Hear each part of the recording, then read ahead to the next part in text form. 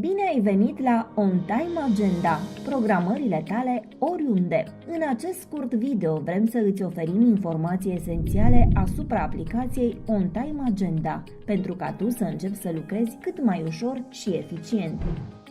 Aplicația seamănă cu agenda ta fizică, având în partea de jos lista cu programări și orele aferente, iar în partea de sus putem vizualiza un mini calendar care îți arată exact câte programări ai în fiecare zi. De asemenea, se poate accesa calendarul clasic pentru o vedere de ansamblu mai bună. Astfel, vei putea să îți echilibrezi agenda, adăugând programări în zilele mai puțin aglomerate. Adăugatul de programări este o acțiune repetitivă, iar pentru fiecare programare este nevoie de obicei să adaugi un serviciu. Partea bună este că acestea se pot predefini, iar tu trebuie doar să-ți alegi serviciile dintr-o listă. Mergem în meniul principal, la capitolul Servicii și din partea dreapta sus apăsăm pe plus pentru a adăuga un nou serviciu predefinit. Numele acestor servicii vor reflecta desigur numele serviciilor pe care le prestezi, iar opțional se poate trece durata, costul și o culoare pentru fiecare. Apoi salvăm. Pentru a pierde cât mai puțin timp, îți recomandăm să petreci câteva minute pentru a adăuga serviciile tale în sistem. Perfect! Acum suntem gata să adăugăm programări. Pentru asta, tot ce trebuie să facem este să alegem ora dorită,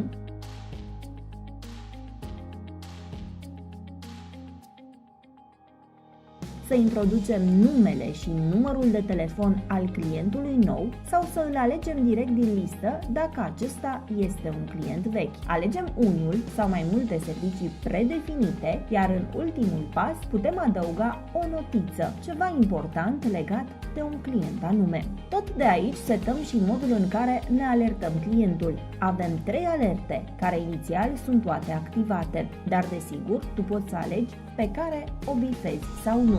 Prima alertă, cea de confirmare, este trimisă la 2 minute după ce adaugi programarea în sistem și anunță clientul tău când are programare și la ce număr de telefon te poate contacta. Această alertă ține loc de bilețelul clasic pe care clienții îl pierd constant.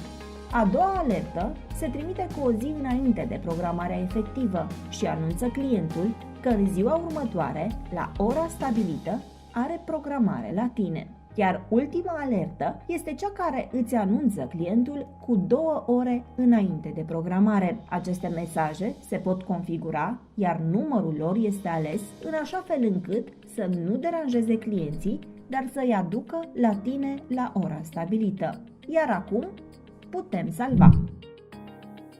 Programarea este adăugată în sistem și sincronizată cu toate dispozitivele pe care le ai. O altă acțiune repetitivă este aceea de a reprograma pe cineva, fie că vrei să muți programarea, fie că deja ai finalizat programarea și vrei să faci una nouă. Tot ce trebuie să faci este să selectezi programarea, apeși reprogramează, iar apoi te poziționezi pe o altă zi, unde dorești să reprogramezi. Alegi ora pe care o dorești și apeși reprogramează. Sistemul te va întreba dacă vrei să muți programarea sau să faci una nouă după modelul celei vechi.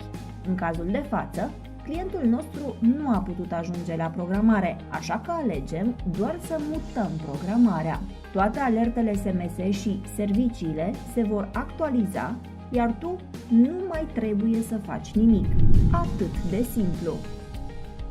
Pentru fiecare client sau pacient în parte, ai opțiunea să menții un istoric al lui, cu poze și text, astfel încât întregul progres va fi la un click distanță. Primul pas este să selectăm un client sau pacient, putem face asta din meniul principal, la secțiunea Clienți sau, pur și simplu, selectând o programare, mergând la detalii și selectând din partea de sus clientul. Aici putem vedea detaliile lui, fișa clientului despre care vorbeam și, desigur, istoricul programărilor. Putem adăuga o nouă intrare în fișa clientului apăsând pe butonul plus, aferent secțiunii. Aici putem introduce text și poze reprezentative. Pozele le putem încărca de pe dispozitivul nostru sau alegem să facem o poză nouă. Pentru exemplu, încărcăm o poză direct de pe dispozitiv.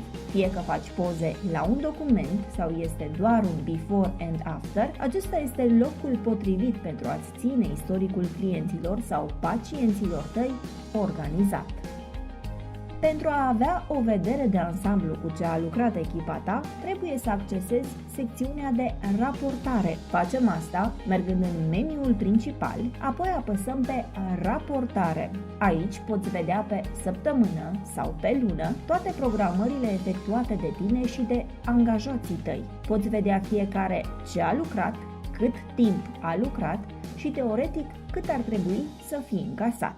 De asemenea, rapoartele se pot exporta în format Excel ca tu să poți edita datele pentru o contabilitate primară mai ușoară. Îți mulțumim pentru că ne-ai ascultat. Pentru orice nelămurire, suntem aici pentru tine.